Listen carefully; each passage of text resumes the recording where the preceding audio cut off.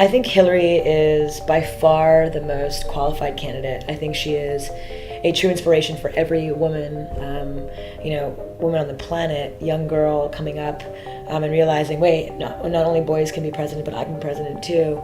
As someone who's grown up in an environment where, especially as an entrepreneur, where I was discriminated against constantly. I mean, I was just last year in a board meeting where it was me as the founder and CEO of a company, and 5 men in the room say to me, without even realizing it was an issue, because they were so ingrained in that way, said to me, Radha, you stay here. Boys, let's go outside and talk business. And so I just sat in the conference room just like seething and too humiliated to say anything. And I just remember at that moment, I was just like, there just has to be another way. And even now, my co-founder in Daybreaker is a male, Matt Breimer, who I love. He's a wonderful man. We go to meetings all the time, and people just look at him. They just look at him all the time when it relates to business and numbers. And he'll always be like, Radha, what do you think? Because he's always like so uncomfortable by that sexism. So I think Hillary being in office is going to send a message to the world that, hey, we are equally, if not more, capable, more loyal, more empathetic, more kind, more hardworking, and deserve this seat. And I think that she has fallen down and come back up so many times.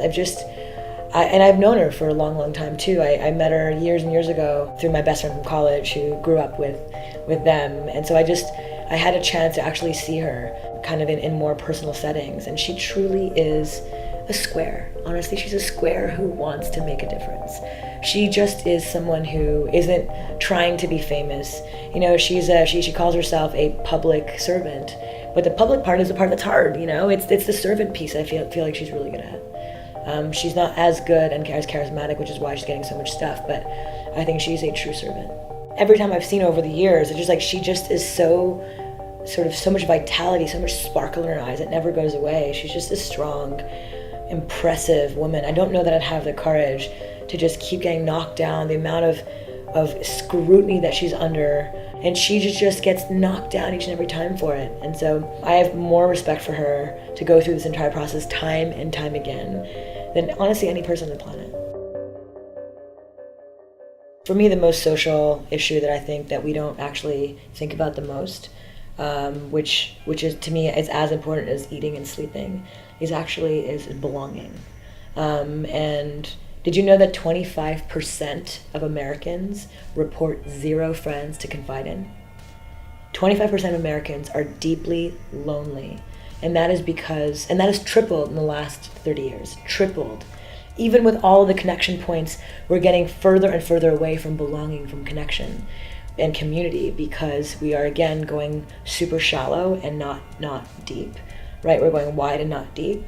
And so that's a social issue that I feel is actually killing. It's as having weak social ties is actually as harmful as alcoholism and 3 times as harmful as obesity. For me, I'm writing a book about it on community building and on community, and it's called Belong. Actually, how to make friends, build community, and change the world. Because I really believe that we are not equipped to meet each other in this new digital age. We're not equipped to know how to make friends, how to actually connect with each other in an authentic way, in ways that I feel like really make people feel a sense of belonging. And so that's a social issue I care very, very much about, and one that I think that the president, and especially a female president, would care a lot about. And of course the environment.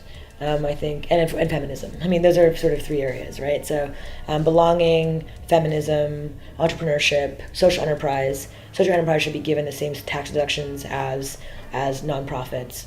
I firmly believe that across the board. We should not be paying the same ridiculous amount of tax that we're paying if I'm an shell oil company. It doesn't make sense. I am trying to change the world through an underwear product that is helping millions of girls stay in school in Africa and around the world. Why should I pay the same amount of taxes? It just doesn't make any sense. So to have a whole policy around social enterprise and tax deductions around that is something I'm going to firmly advocate for with the new presidency.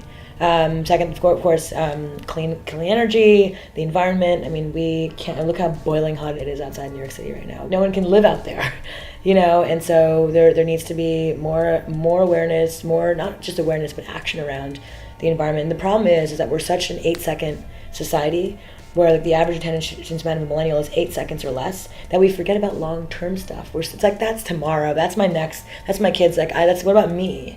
And I think that if we keep on thinking that way, if we keep on living in that world of 8 seconds or less, we're fucked, honestly.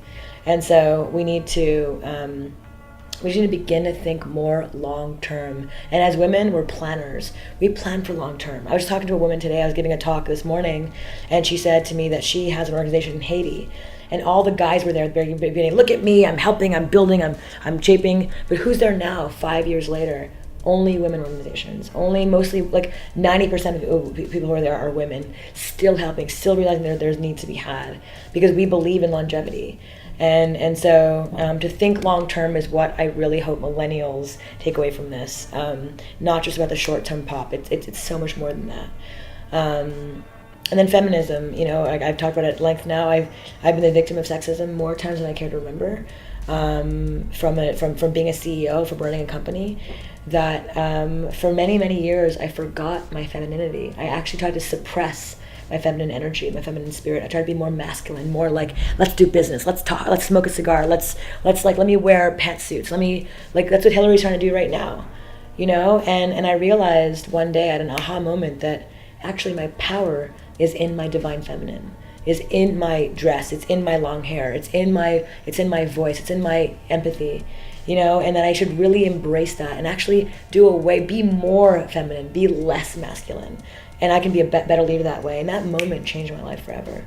And I think that now more than ever, women are coming into their power, their feminine power, and realizing, wait a minute, I don't have to be more like a man to be strong, to be successful. I don't have to walk in a certain way and act a certain way. I can actually be a beautiful divine feminine.